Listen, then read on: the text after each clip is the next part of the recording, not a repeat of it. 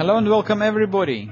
Continue today the second part of the Milner-Barry gambit variation in the French defense. And the last time we were studying this 2 pawn sacrifice in the French defense advanced variation after e45.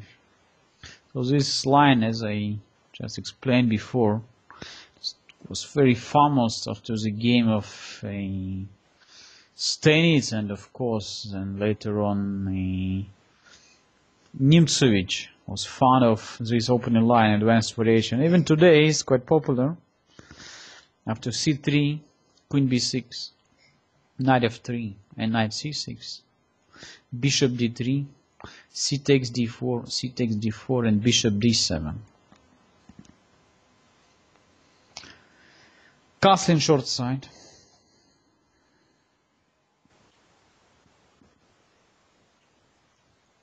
So white is ready to sacrifice here 2 pawns. Knight takes d4, knight takes d4, queen takes d4.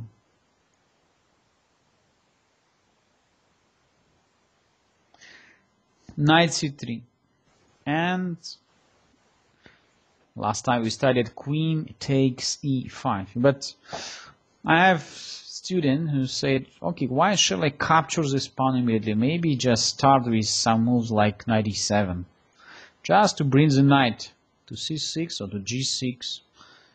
I have 1 pawn up already, enough for me, just why not? The problem in this position is that white immediately could start his attack on knight b5, so attacking the queen on d4. And in one of the game, after queen takes e5 and rook e1, black queen has only one escape, one move. Queen b8 is trying to cover the c7 square. So how white could continue his attack? Look, black is just intending to bring the knight to c6 or to send away white's knight from b5 after a6.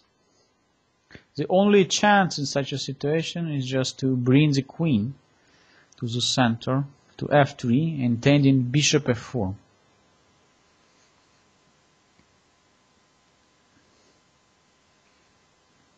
f6, trying to stop bishop f4 by e5, and here white could come with just brilliant sacrifice. What is that sacrifice in this position? Of course, bishop f4 e5. Queen takes d5 cannot be played because knight takes d5. Queen h5 check also not enough because just simply g6. But we just shock black's position with the great sacrifice. Rook takes e6. Bishop takes e6, and only now bishop f4.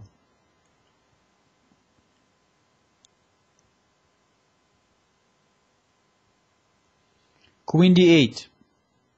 So black is asking what now? After knight c7, we just simply play king f7. Bishop c7. Decisive move. So this one was probably missed by black.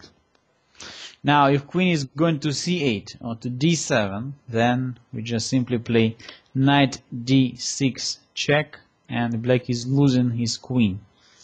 Look at that. Same problem.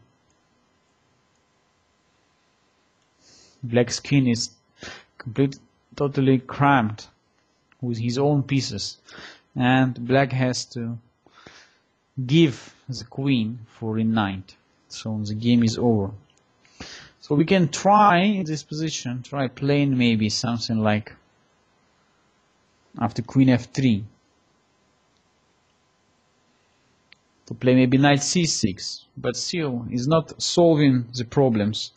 Bishop f4, e5, queen takes d5,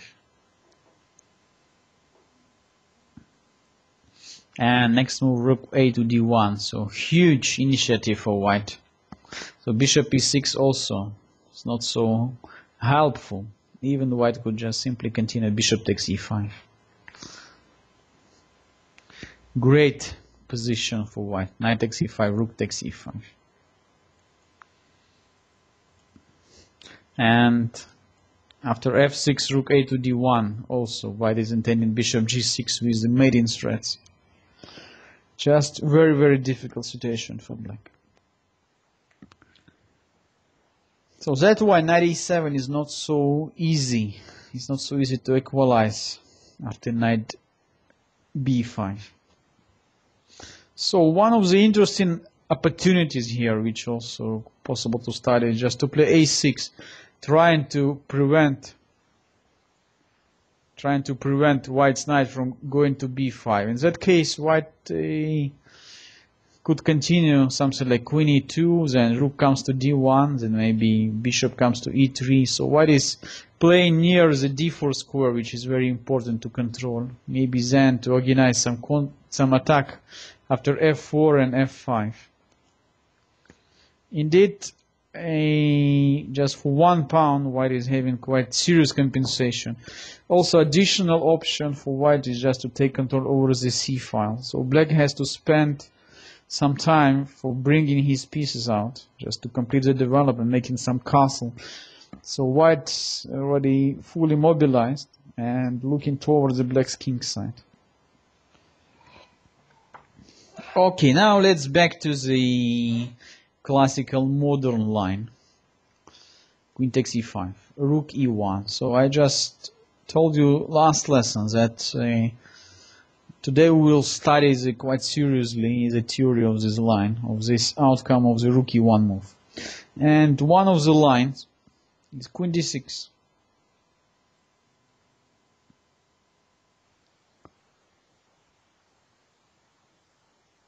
Knight b5.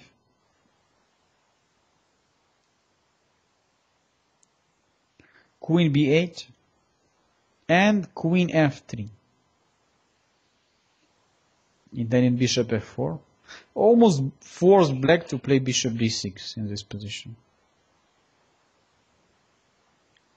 Now white has two options. Option number one, just to play queen takes d5. Bishop takes check. King h1. a6. So, the knight on b5 has been attacked. White has to play very, very aggressive. Queen g5. g6. g3. Not just trying to win the bishop, but most important, just to bring the bishop to f4 and then to e5. Threading the rook on h8. So important for us to take control over the dark squares. h6, queen c5, bishop takes g3, f takes g3, a takes b5, bishop f4, and here black played queen a7. Looks quite interesting situation, quite good, quite playable for black. Pay attention that if white is playing in this position queen e5, after check, white's king now in big trouble. Look, g1 square is under control. King h2 cannot be played because queen f2, and black is going to checkmate white's king. So everything is just, for the first sign, looks so great for black. Indeed, his white is to move. And look what had happened. Shot on e6. Rook takes e6, check. White is having two bishops in the pair of bishops in the open position. So for white is very important to find the good targets for his bishops. After f takes e6 and bishop takes g6 check, king d8, and queen f8, black king is going to be mated, checkmated. And after bishop takes e6, bishop takes b5 check, bishop d7, and rook e1 check. Once again, black's king is totally necked and going to be checkmate in one move. So rook takes e6 finishes game immediately. So let's try to see what would happen in case black, after bishop d6, when white is not playing queen takes d5, white also could play knight takes d6, which is also quite interesting opportunity.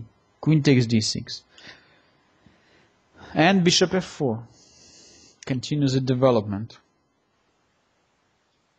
Queen b6. Possible for white immediately to win back the pawn after queen takes d5, but after knight e7 and then short castle, black somehow could finish the development and looking forward the long game. But queen g3 first. Also intending g7, also intending bishop c7. So black's queen in the big trouble. g6. Bishop e5. Another target now, the rook. f6. And breaking through. Check. Now we can realize that black is in big trouble. H takes g6 and queen takes g6. And in case of king f8, bishop takes f6, threatening the checkmate, threatening the rook. And it's not so difficult to find the winning move. Checkmate is coming. Black's king is in big trouble.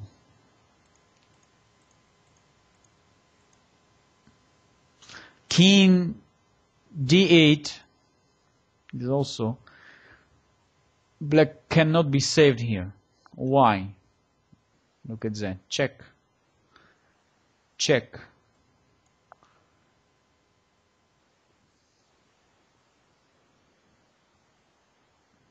Check.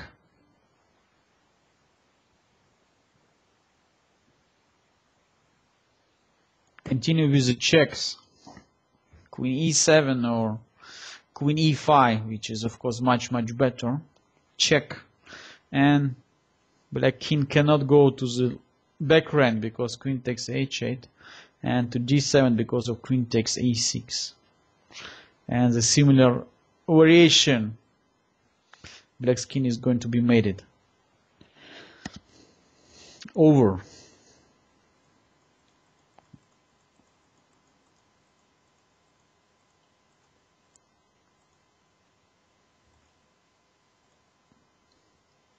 So after bishop e5, f6, bishop takes g6.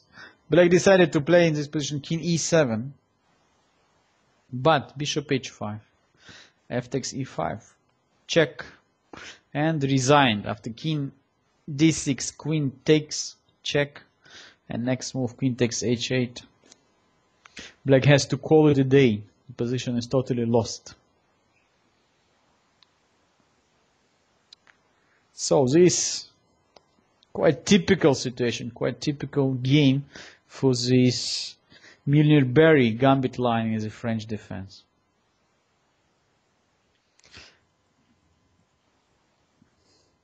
So let's look. Queen b8, knight takes d5, bishop d6, and queen g4. This line which we studied a bit. Now there's some theory. King f8, bishop d2. Now black could try playing in this position h5, but bishop takes h2 immediately, as we said before. E takes d5 cannot be recommended because after queen takes d7, knight f6 and queen f5, white got enormous compensation for material.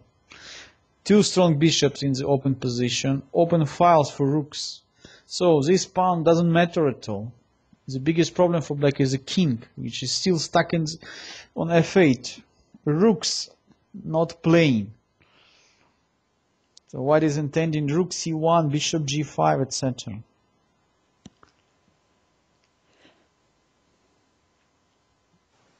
Let's see how one of the games continues this position. Queen c8. Looks like playable move, but white fine here with a great alternative to queen takes c8. Bishop f4.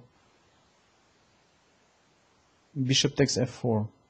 Queen takes f4. Queen b8. Check.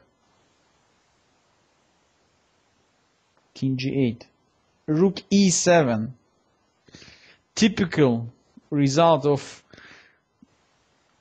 white's aggressive play.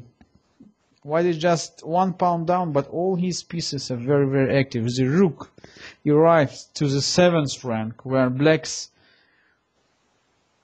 pawns b7, a7, f7 will become just great targets for white's heavy pieces.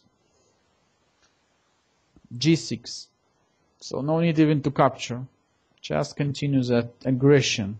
Rook c1, intending rook c7. a5.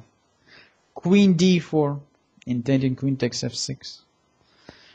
Second rook comes to the 7th rank. g4, intending g5.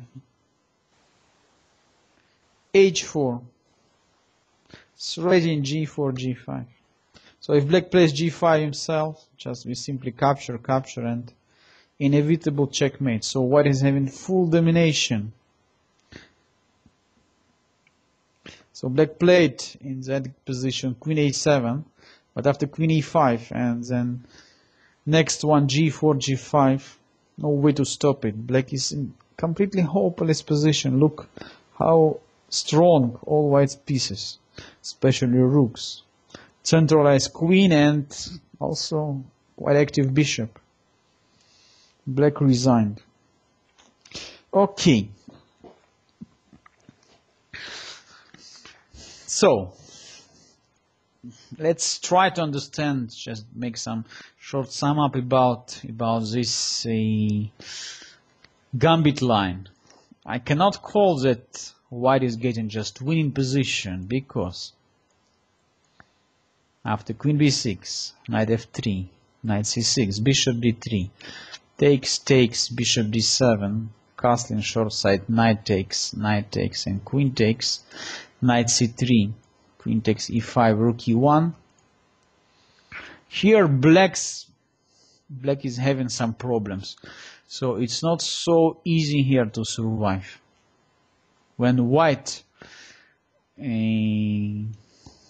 is familiar with the theoretical lines, let's say what we studied, queen b6, queen d6 and knight b5, that bishop takes b5 and bishop takes b5, that is fine. So maybe in this situation black could try playing something like queen b6, and after bishop e3, of course not bishop c5 but queen a5, intending maybe to attack the knight after a6. So this is one alternative for black, one possibility. Second, as I said before, so maybe not to capture the second pawn, just to play first of all a6, and later on just trying to bring our pieces to e7, to g6 and knight, bishop to e7 or to b4, so queen could go to b6 or to a7 in some lines. Of course white is having here the strong compensation, but it's not so easy to develop the attack. So this my recommendations for black what to do. What else? Today this position, white is not so often playing bishop d3 because of the all defenses I already called before. So usually white is developing the bishop to e2, or in some other lines white starts here from a3 move, which is quite unpleasant for black. So white is intending just to play b4 and to take full control on this queen side. If black is going to play c takes d4 and c takes d4, then white's knight is getting the strong square in the center on c3, and later on also white is intending b4. And when black is responding with a5, we are getting just some new line of the Milner-Barry attack, Milner-Barry gambit line, when for black already not possible to cover the b5 square anymore, and now bishop d3 is very unpleasant move for black. So this kind of games we have played many times, and one of the most famous games played between Alexei Shirov and Vishwanathan Anand from the FIDE Championship match 2000, when Vichy decided, of course, to accept the sacrifice. C takes d4, c takes d4, bishop d7, castle in short side, knight takes d4, knight takes d4, queen takes d4, and after knight c3, look at that, we are getting into the classical variation of the Milner-Barry attack, when black has a pawn on a5 and white is having a pawn on a3. Definitely is better for white, because black cannot play a6 anymore. So white is intending to bring the knight to b5 in many situations, and this is very unpleasant for black. So you can see that even top players are using the classical gambit ideas in the preparation, even in the World Championship match. So Vichy decided immediately to play queen b6. So this, by the way, is probably only one game in this 2000 match which Anand won just very convincingly, when he had some problems after the opening. So black is not going to capture the second pawn, because this is extremely dangerous. You can realize that after rook e1, black cannot play queen d6 anymore, because knight b5 with a huge domination for white. Black also quite dangerous for black here to play queen b8 after knight takes d5. White not only intending all this standard queen g4, bishop f4, which we already studied, but also white is intending to bring the knight to b6. So a5 moves also create additional weaknesses on black's queen side. So this is the reason why Anand decided to play queen b6 immediately. So intending to bring the knight to the center and to complete the development, but it's not so easy. White is developing the strong initiative. Queen g4, g6, bishop e3, typical way. Of course, white is ready to sacrifice another pawn on b2, but to get into the super aggressive position of all the pieces. Clear that queen takes b2 cannot be recommended, not just because of rook c1, but even after knight b5, the position is so dangerous for black. Bishop takes b5, and let's say somewhere I move my rook f to b1. Black is in big trouble. Next move, bishop takes bishop b5 check. King in the center. The white's bishop is so active.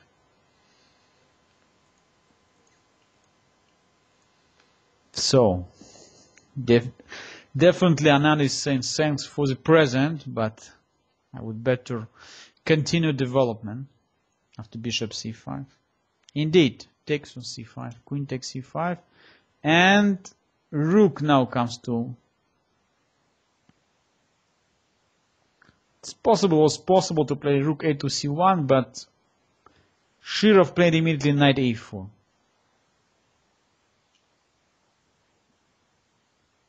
After bishop takes a4, queen takes a4 check.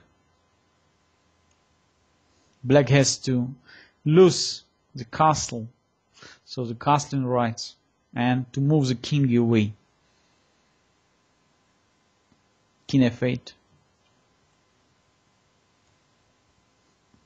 Rook a to c1, queen b6, queen d7, and we can realize that white is having enormous compensation for the sacrificed pawn. The position is very, very dangerous for black. So Anand escaped only because of his greatest defensive skills after knight e7. After rook d8, sorry. Queen c7. Queen takes, rook b8. Rook f to c1. Knight e7 and f4. Still, white is having very strong pressure. So white is intending maybe to play rook d7, then second rook comes to the 7th rank. Black is looking for counterplay, knight c6, rook c5, king g7, rook b5, and now Anand is starting his counterplay, g5, trying to destroy white's pawns in the center, g3, h5, activating the rook directly from h8, rook takes, rook takes, rook takes, h4, king g2, takes, and now Shirov already realized that probably it's not possible to win today's game.